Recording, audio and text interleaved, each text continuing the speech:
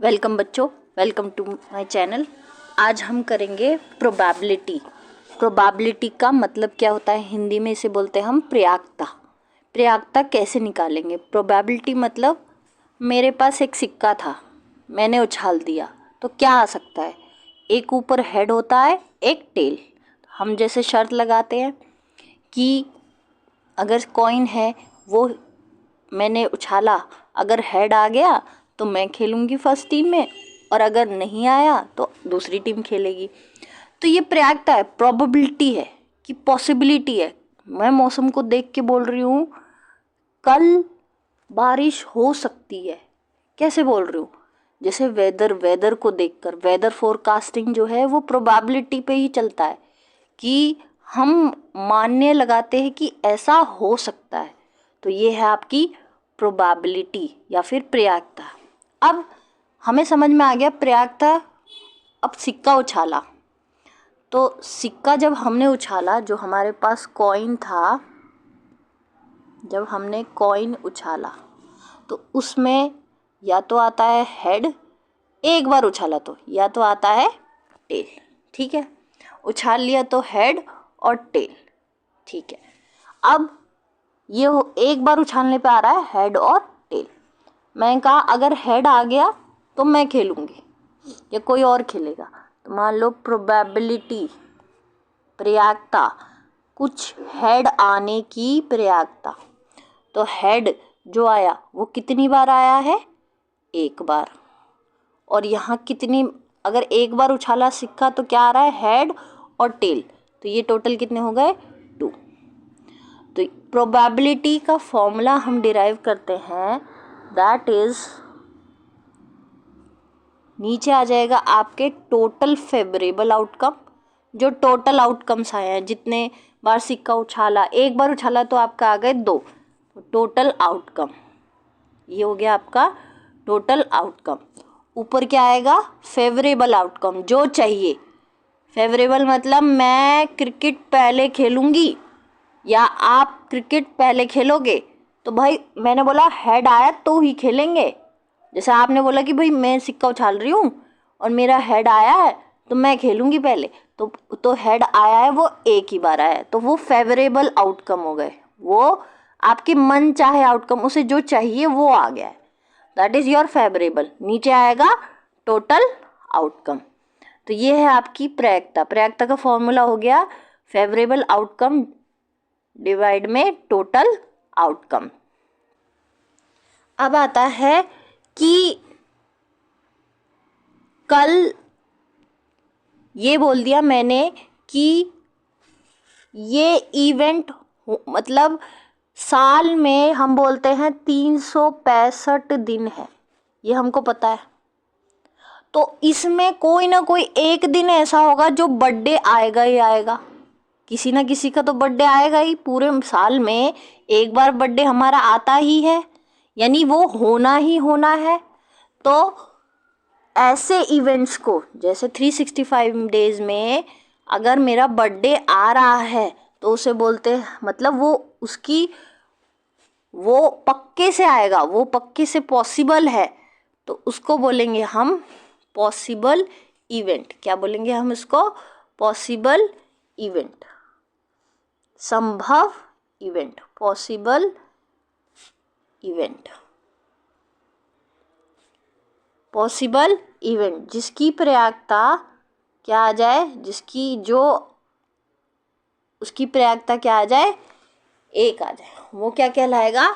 Possible event. उसको बोलते हैं हम पॉसिबल इवेंट। ठीक है, उसकी प्रयाक्ता क्या होती है? हमेशा एक होती है। ठीक है, चलिए अब पॉसिबल इवेंट को हम लिखते हैं, मतलब वो पक्के से होगा। 365 दिन है, उसमें से एक दिन तो मेरा बर्थडे का आएगा ही और मैं टॉफीज बांटूंगी ही, तो वो आपका कहलाएगा पॉसिबल इवेंट। नेक्स्ट होता है आपका इम्पॉसिबल इवेंट। क्या होता है? इम्पॉसिबल इवेंट मतलब ये हो ही नहीं सकता, हो ही नहीं सकता। उसकी प्रयाक्ता होती है आपकी 0, कभी वो होगा ही नहीं। कि धरती कभी घूमेगी नहीं, ऐसा हो ही नहीं सकता। तो धरती घूमती है तभी हमारे डेज होते हैं, बदलते हैं, तो उस ऐसे इवेंट को बोलेंगे इम्पॉसिबल इवेंट। तो यहाँ से हमें पता चला कि जो आपकी प्रायिकता है, जो प्रोबेबिलिटी है, वो हमेशा 1 के बराबर होगी या 1 से छोटी होगी। और क्या होगी, 0 से बराबर होगी, 0 से बड़ी होगी या 0। इम्पॉसिबल में 0 भी आ गया और पॉसिबल में 1 भी आ गया, पॉसिबल इवेंट में 1 आ गया। तो हमारी जो प्रायिकता है वो हमेशा 0 से 1 के बीच में ही रहेगी। 0 भी हो सकती है और एग्जैक्ट 1 भी हो सकती है। ये इक्वल टू का मतलब है कि प्रायिकता 1 भी हो सकती है, 1 से छोटी और यहाँ पे 0 से बड़ी। तो ये है आपकी प्रायिकता, ये है आपकी प्रायिकता, पॉसिबल इवेंट और इम्पॉसिबल इवेंट। ये किसके बीच में लाया करता है, हमने निकाल लिया। चलिए अब हम कुछ क्वेश्चंस देखते हैं। पहले सवाल में बोला है कि the probability of an event and the probability of not event. एक हुआ है जिसकी हमने पढ़ी प्रोबेबिलिटी क्या होती है, 0, और एक इवेंट नहीं हुआ है उसकी प्रोबेबिलिटी होती है हमारी 1। तो 0 + 1 क्या आ जाएगा, 1। यानी प्रोबेबिलिटी ऑफ इवेंट जो हो चुका है और जो नहीं हुआ है, उन दोनों को हम जब जोड़ते हैं तो वो हमेशा क्या मिलता है, हमारा 1। चलिए नेक्स्ट क्वेश्चन पढ़ते हैं। The probability of an event that can't happen is dash and such an event is called. जो हमारा हुआ ही नहीं है उसको क्या बोलते हैं हम, द प्रोबेबिलिटी जो हुआ ही नहीं है उसे बोलेंगे, उसकी इवेंट की प्रोबेबिलिटी हम बोलेंगे इम्पॉसिबल इवेंट। क्या बोलेंगे उसको, impossible event. The probability of event that can't happen is that can't happen, जो हुआ नहीं है वो आएगा 0 और इस इवेंट को बोलेंगे हम इम्पॉसिबल इवेंट या फिर असंभव घटना, या बोल देंगे हम इम्पॉसिबल इवेंट या फिर लिख देंगे हम असंभव घटना। चलिए आगे बढ़ते हैं। Probability of an event that is certain to happen, जो होगा ही होगा।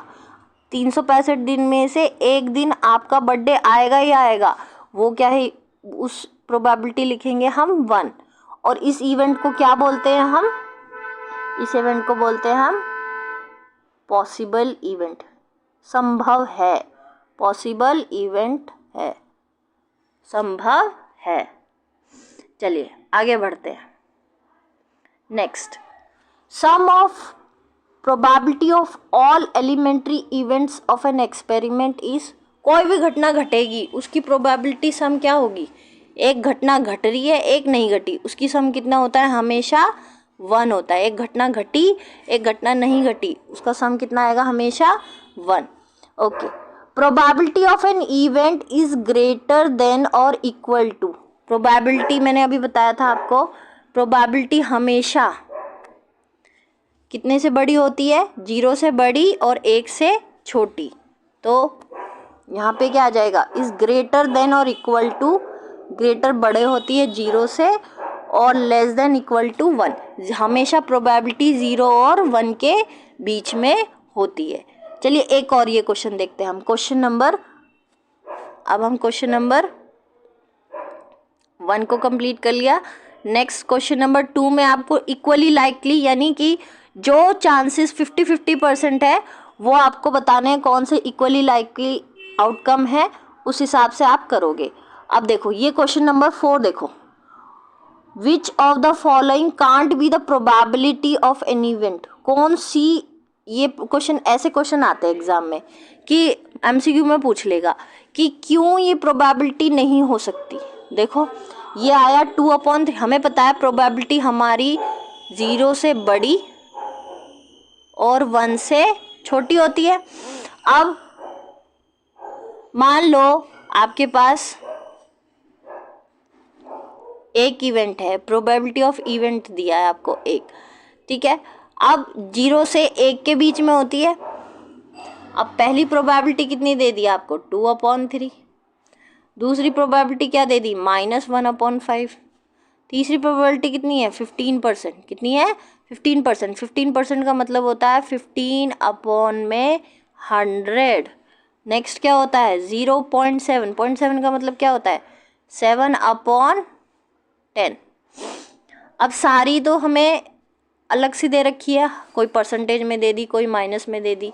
सीधा यहाँ पे मेरे दिमाग में क्लिक होगा जीरो से बड़ी। ये देखो, ये जीरो से बड़ी आएगी वैल्यू, 0.6 आएगा समथिंग। ये आएगा आपका 0 डिवाइड करके जब आप देखोगे 0.666 चलता हुआ आएगा। तो ये आपका ज़ीरो से बड़ा है, ये इसके बीच में लाई कर रहा है, ठीक है। अब ये आया माइनस का 1 पॉइंट, तो माइनस तो ज़ीरो से भी छोटा है, तो आपका आंसर यहाँ पे ये हो जाएगा। लेकिन ऑप्शंस में करने का तरीका ये है कि जो ऑप्शन है सबको एलिमिनेट करो। यहाँ तक तो हम पहुँच गए, तो हमारा आंसर यहीं मिल गया।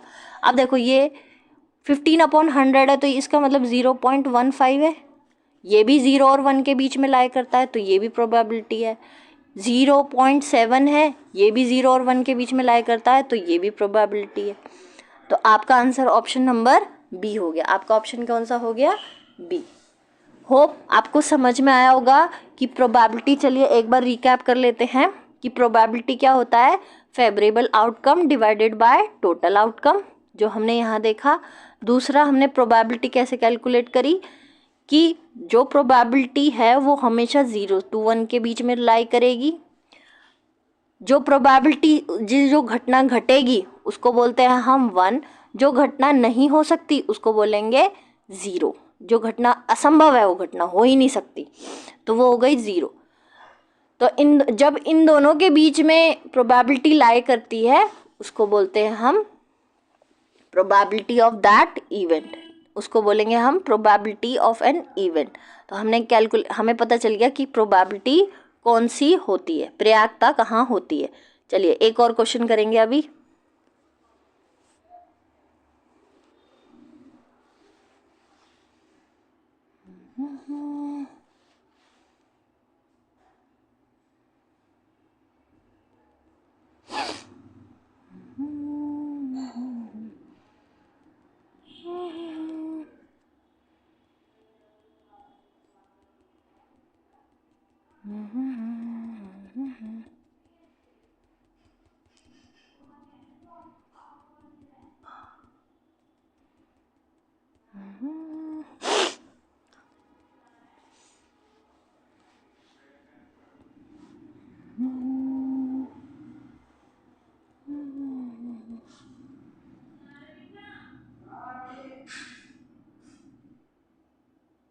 चलिए बेटा आगे बढ़ते हैं, सॉरी, चलिए आगे बढ़ते हैं बेटा। यहाँ पे आपको एक क्वेश्चन दिया है, क्वेश्चन नंबर 5।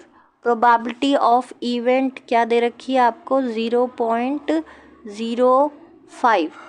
तो आपसे पूछ रहा है प्रोबेबिलिटी ऑफ नॉट इवेंट, यानी कि जो इवेंट घटना घटी ही नहीं है उसका निकालना है।